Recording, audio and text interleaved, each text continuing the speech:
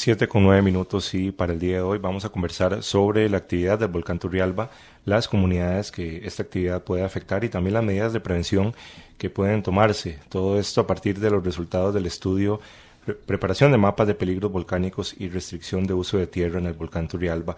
Este fue un estudio solicitado por la Comisión Nacional de Emergencias y para conversar del tema nos acompaña el día de hoy aquí en el estudio Gerardo Soto, geólogo, vulcanólogo e investigador principal en este estudio sobre el volcán Turrialba.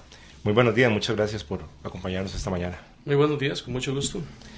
Tal vez empecemos ubicándonos un poco, ¿verdad?, con las características del volcán Turrialba. Recordemos un poco algunas de estas características también y, bueno, cuál ha sido la actividad que ha tenido recientemente en los últimos años. Sí, el volcán Turrialba es uno de los volcanes activos de la cordillera volcánica central. A pesar de que estos volcanes tienen una vida de 1 millón de años, la última etapa de actividad viene a ser el último 250,000 de años, que viene a ser mucho tiempo, ¿verdad? La actividad, sin embargo, que más nos interesa es la que haya mostrado el volcán en los últimos 10.000 años, que es la que nos sirve como patrón comparativo para ver cómo se puede comportar en el futuro. Y particularmente en estos últimos 10.000 años nos hemos dado cuenta que en los últimos 3.500 ha tenido 6 erupciones de importancia, similares o incluso un poco más grandes que la que ocurrió en el siglo XIX, en 1864-66.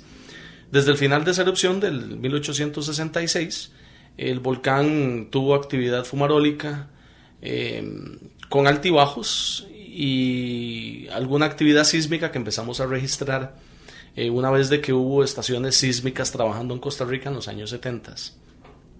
De modo que se registraron algunos enjambres sísmicos en los alrededores, pero se acentuó esta actividad tanto sísmica como fumarólica en el 2007. Y por eso le hemos puesto un poco más de atención de por sí a la que ya se le había puesto. El volcán en realidad se observa desde el punto de vista geológico y desde el punto de vista geofísico desde la mitad de los años 80, cuando se produjo el primer mapa geológico y se le empezó a dar un poco más de seguimiento desde el punto de vista de monitoreo volcanológico. Viendo este informe, ¿verdad?, que estamos comentando esta mañana, había un dato que llama la atención y es que el volcán Turrialba se califica como uno de los más peligrosos según un sistema de clasificación que desarrollaron unos investigadores de Japón.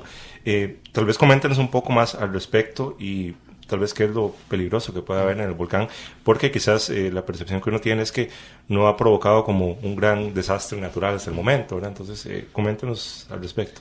Sí, este sistema es un sistema simple que da puntuación a los diferentes tipos de actividades que ha presentado, tanto de manera prehistórica como histórica, los volcanes. Fue desarrollado por Yokohama y otros. Yokohama es un famoso vulcanólogo japonés y otros investigadores de la Comisión Internacional de Vulcanología. Y como toma en cuenta no solo los peligros que pueda o los tipos de amenazas que pueda presentar el volcán, sino también que evalúa cuál es la cantidad de gente que podría estar involucrada en este peligro. Y presenta varios niveles, entonces siendo erupciones desde pequeñas hasta grandes. En el caso de los volcanes que están cerca del Valle Central, particularmente Irazú, Turrialba, Barba, Poás, y en caso particular Irazú y Turrialba, que están en el lado este del Valle Central, debido a que los vientos soplan principalmente desde el lado oeste, entonces nos pueden causar un poco de problemas con la ceniza que caiga, como sucedió en 1963-65 con el Irazú, y como de hecho sucedió en el Turrialba en los 1800. Lo que pasa es que en ese tiempo San José era una ciudad muy chiquita, entonces nos cayó relativamente poca ceniza y casi no nos dimos cuenta. Pero los cambios urbanos que han sucedido han sido muy grandes, en siglo y pico, siglo y medio. Entonces, por eso es que el volcán califica, a pesar de que no ha tenido erupciones muy, muy grandes en los últimos 2.000 años, de hecho la más grande que conocemos en los últimos 10.000 años sucedió hace 2.000 años. Entonces, cuando comparamos las posibles erupciones máximas en función del área afectable y en función de la cantidad de gente afectable bajo estos escenarios máximos, ahí es donde califica como un volcán relativamente peligroso. Sin embargo, también si tenemos en cuenta lo que es el corto plazo, Obviamente no es tanta gente la que podría verse involucrada, pero precisamente de eso se trata este tipo de evaluaciones. Tenemos que ver cuáles son los cortos plazos en el que los escenarios son los más probables, pero también no podemos perder de vista el escenario máximo. Es como cuando se evalúa sismicidad, no solo tenemos que tener en cuenta los sismos relativamente pequeños, sino aquellos sismos relativamente grandes que nos podrían afectar. ¿Y cuáles serían como algunos de los principales riesgos o peligros que se ha identificado con el volcán Turrialba? Digamos que tal vez explícanos así de manera sencilla, general, claro, qué tipo de materiales expulsa, un poco qué dinámica tiene. En el caso de los volcanes, los productos que producen, que durante tanto su actividad exhalativa o gaseosa o eruptiva, vienen a ser vapor de agua y otros gases de características ácidas, sobre todo cuando se mezclan con las nubes, de modo que estas exhalaciones llegan a formar lo que llamamos lluvia ácida. Y luego, durante los procesos eruptivos, tenemos aquellos producidos durante las erupciones, explosivas o efusivas. Explosivas me refiero a aquellas que provocan una explosión y entonces las cenizas que son emitidas al aire son luego barridas por los vientos, y en el caso particular acá la mayoría son barridos hacia el lado oeste, o sea, hacia el Valle Central. En el caso de las lavas son menos peligrosas porque al no ser explosivas cubren áreas relativamente más cercanas al cráter, pero arrasan todo. Entonces, estos serían los productos principales. Sin embargo, lo que más sucede es la actividad de la lluvia ácida, porque los gases son emitidos a lo largo de muchos años, incluso décadas, sin que se vea inmiscuida una erupción. Entonces, el peligro más importante es la lluvia ácida. Y de hecho, se ve que en los alrededores del volcán, que estaban bastante tupidos con vegetación, han sido afectados. Entonces, los primeros mapas que hemos producido son precisamente aquellos de afectación de lluvia ácida y de áreas afectables por lluvia ácida. Pero también hemos tenido en cuenta que en el caso de que vaya a ser una erupción en el futuro, y conste que no la estamos prediciendo, pero sabemos de que va a ser erupción en el futuro, porque es un volcán que ha tenido actividad pasada y es un volcán que todavía está en su proceso de formación. Por lo tanto, va a ser erupción en algún momento del futuro, en décadas o siglos, no sabemos todavía. Pero tenemos que estar prevenidos precisamente por eso, y entonces hemos hecho un mapeo de las áreas que pueden ser afectables por los diferentes escenarios de caída de cenizas. Por supuesto que dependen del tamaño de la erupción. Y entonces por eso hemos considerado varios escenarios con diferentes tamaños de erupción. Y por ejemplo, estos mapas de peligros volcánicos que ustedes han venido elaborando, con respecto a eso que nos acaba de comentar, ¿qué información contiene exactamente? ¿Son para uso de personas profesionales o incluso dentro de las mismas comunidades que están llevando a cabo un trabajo de prevención? ¿Podrían usarlos, interpretarlos? Tal vez explíquenos un poco eso. Los mapas de peligros originalmente son producidos al nivel vulcanológico, de modo que la información básica que obtienen es cuáles son las áreas afectadas en el pasado y cuáles serían las áreas afectables en el futuro, porque la forma del volcán, las áreas de emisión han cambiado. Entonces los mapas de peligro lo que tratan de cartografiar de manera gráfica, evidente, es cuáles son las áreas afectables. Sin embargo, estos mapas se adaptan de modo que puedan ser usados ya no solo por los vulcanólogos, sino por la gente de gestión del riesgo, en este caso los comités de emergencia locales y los comités de emergencia regionales y la Comisión Nacional de Emergencias. De hecho, una de las partes finales del informe es precisamente una propuesta de modo de que se produzcan panfletos que de manera muy gráfica identifiquen a la población cuáles son esas áreas posiblemente afectables en caso de erupción, o incluso ni siquiera de erupción, sino por la misma lluvia ácida. Entonces es toda una serie de pasos en los que las observaciones determinan mapas de uso vulcanológico de primera entrada, pero también el objetivo es que puedan ser usados por aquellos tomadores de decisiones y finalmente por el público que los pueda entender. Y bueno, usted ya nos adelantaba un poco al respecto, pero también me gustaría que ampliara según los diferentes escenarios que ustedes manejan, ¿verdad? Desde los más leves hasta los más graves. más o menos cuál es el área que se podría ver afectada por la actividad del volcán, ¿verdad? Porque uno piensa generalmente Turrialba, ¿verdad? Pero va más allá de eso. Entonces, sería bueno que usted nos comente al respecto. En las áreas más afectables, y que de hecho en este momento están siendo afectadas, es por la lluvia ácida, y eso implica sobre todo los 2-3 kilómetros al lado oeste y lado suroeste y lado sur del volcán. Me refiero del volcán, la parte del cráter. Esta área se ha visto afectada intensamente desde el 2007, y todo lo que son cultivos, pastoreo, bosque, no han sido destruidos, pero sí han sido muy afectados. En el caso de que hubiera una erupción futura, dependiendo, como les digo, del tamaño de la erupción, pero el grueso de las cenizas estarían orientadas hacia el lado oeste y suroeste por los vientos regionales. También contemplamos la posibilidad de salida de bloques balísticos. Bloques balísticos, me refiero, es cuando suceden explosiones, hay bloques de tamaños considerables, de decímetros, incluso de tamaños de metros, que pueden caer en la periferia y se comportan precisamente como balas de cañón en sus caídas, tienen trayectorias en parábolas y afectarían sobre todo 2 kilómetros alrededor del foco de emisión.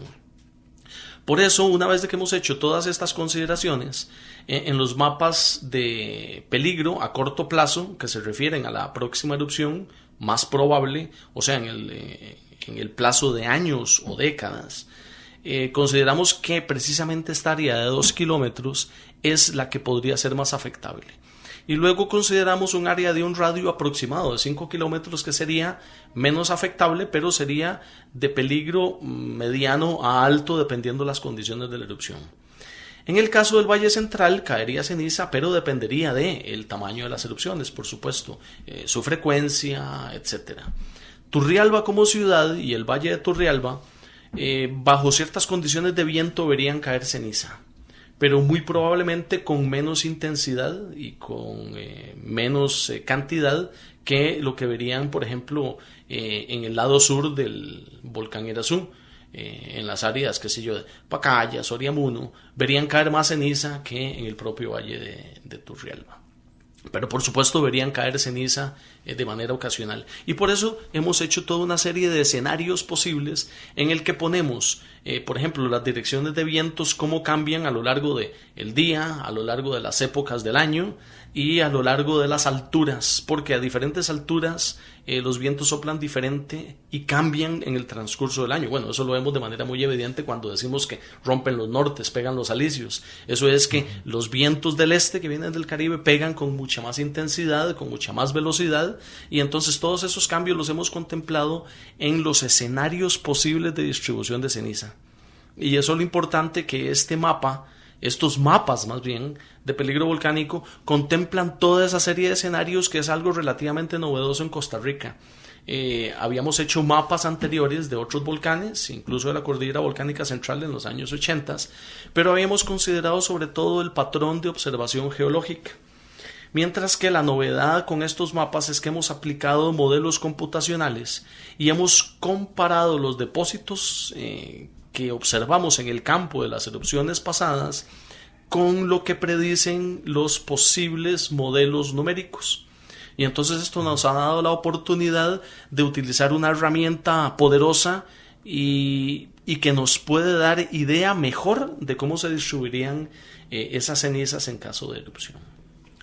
Que no es predecir la erupción, ¿verdad? Sería bueno aclarar eso, ¿verdad? No es predecir la erupción. En eso estamos muy claros de que los volcanes normalmente, digo normalmente porque no siempre, presentan síntomas suficientes que nos dicen de que hay una erupción inminente. Desde el año 2007 hemos visto de que estos síntomas posibles han ascendido, pero no han llegado al pico de decir ya casi viene.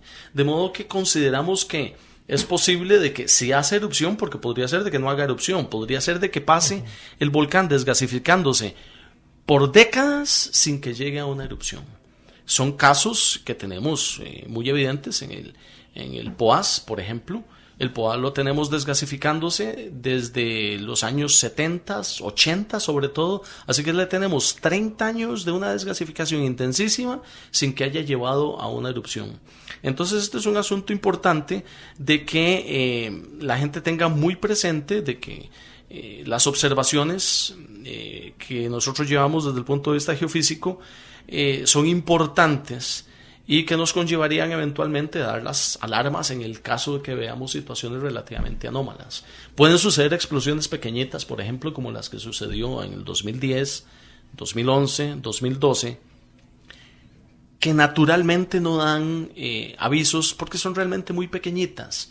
Y entonces la ceniza que se produce es apenas muy fina, queda en los alrededores, pero son tan pequeñas que no dan síntomas previos visibles.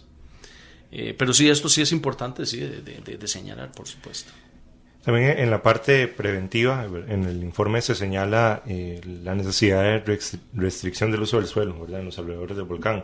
Cuéntanos un poco más al respecto y cómo se podría establecer esta restricción.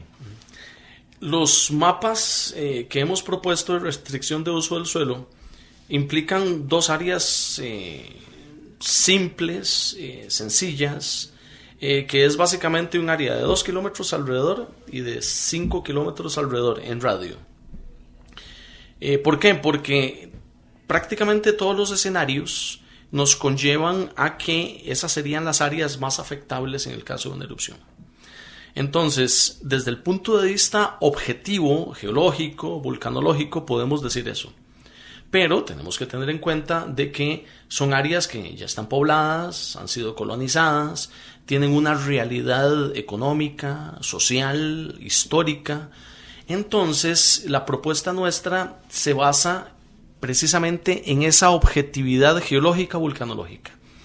Y la propuesta que hacemos es de que se lleven a cabo estudios ulteriores respecto a la realidad sociológica y económica de las áreas para tratar de promover usos del suelo en los próximos años. ¿A qué nos referimos? Por ejemplo, esta área que se vería mucho más afectada en cualquier tipo de erupción, que son los 2 kilómetros de radio alrededor.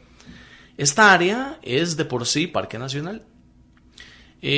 Sucede de que por uno u otro motivo no todo el área se ha revertido totalmente a parque nacional, todavía hay algunas actividades que se realizan, y esto es precisamente por el asunto de los parques nacionales que están todavía en proceso de consolidación, tienen que terminar de revertir sus territorios, etcétera.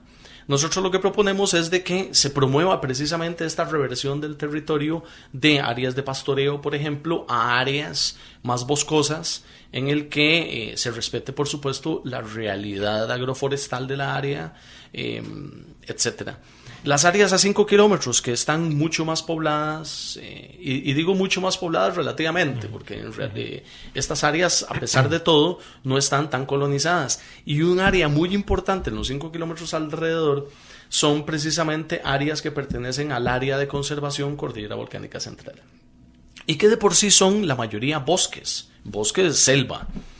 Entonces, en vista de que ya existe una vocación en el área que es básicamente forestal y otras que, a pesar de que son usadas en pastoreo, en agricultura, bueno, pues precisamente no decimos de que se abandonen y se vuelvan bosques, no, este no es el objetivo. El objetivo es precisamente de que se haga una evaluación y que no se promueva, por ejemplo, turismo de alta tasa de densidad.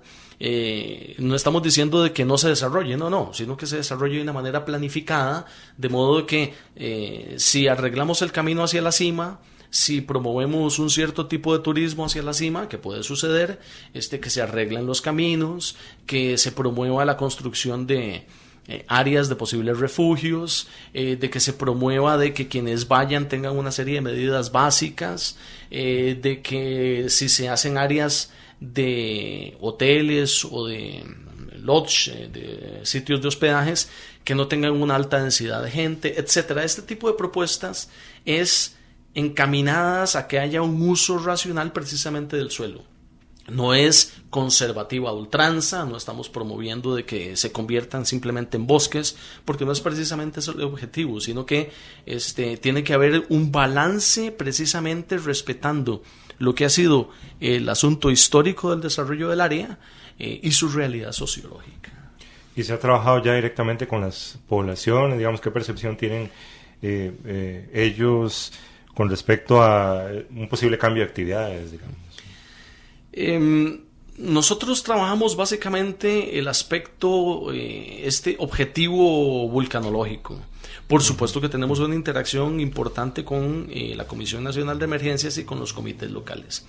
De hecho, para la presentación de este trabajo, fuimos y lo presentamos en el Teatro Municipal de la ciudad de Turrialba, en donde participaron las autoridades municipales, gente de los comités locales. Y el propósito nuestro es, hasta donde sea posible, comunicarles nuestros hallazgos. Precisamente existe esa interacción ya de la gente operativa, que viene a ser la gente de los comités locales y de la Comisión Nacional de Emergencias, para que los pobladores estén, hasta donde sea posible, enterados del asunto. Y en esto, en todo lado, y me refiero en todo lado en el territorio nacional, por supuesto que hay gente que sabe más, hay gente que sabe menos. Es uno de nuestros objetivos tratar de promover de que haya un conocimiento óptimo de todos los pobladores de qué es lo que puede suceder y cuáles son las áreas afectables y cuáles serían las medidas a tomar en caso de una erupción, o ni siquiera erupción, en caso de que haya más salida de gases, por ejemplo, que se incrementen, etcétera, que haya sismicidad, que hayan deslizamientos. Ese es nuestro objetivo. Por supuesto que es algo que toma meses, toma años, porque no se puede llegar de la misma manera a todo el mundo. Estamos tratando de promover, junto con la gente de la Comisión de Emergencia, de que haya un conocimiento muy intenso, una enseñanza muy intensa, por ejemplo, con los niños de escuela, que son algunos de los transmisores más importantes, porque los mismos niños se conocen entre ellos y además transmiten el mensaje a sus padres, a sus tíos, a sus abuelos. Entonces, ha demostrado este tipo de situación ser muy efectiva.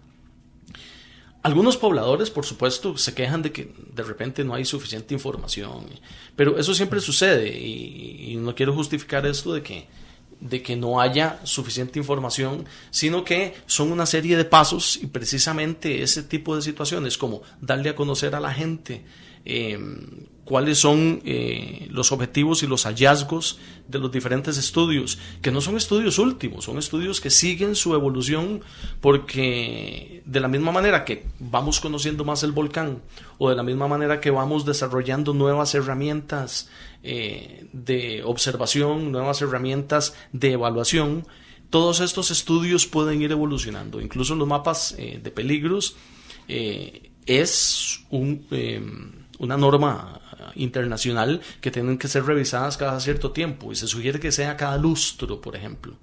Entonces, todo este tipo de situaciones tenemos que tener en cuenta que la gestión del riesgo es un asunto de que no se hace hoy y se acabó, de que porque se hicieron los mapas ya estamos salvados. No, los mapas son simplemente herramientas que hay que darles una utilidad y que hay que concatenarlas con toda una serie de situaciones para lo que es la gestión del riesgo. Y por supuesto, lo que es la promoción del conocimiento es una de las cosas importantes, y en eso estamos seguros de que se está trabajando a nivel de los comités locales, y nosotros les estamos dando el apoyo hasta donde sea posible en darles el conocimiento de lo que hemos encontrado y observado. Bueno, le agradecemos muchísimo a Gerardo Soto, geólogo y vulcanólogo, también investigador principal del estudio Preparación de mapas de peligros volcánicos y restricción de uso de la tierra en el volcán Turrialba, un estudio que estuvimos comentando en la entrevista de esta mañana. Muchas gracias por acompañarnos. Un placer, con mucho gusto.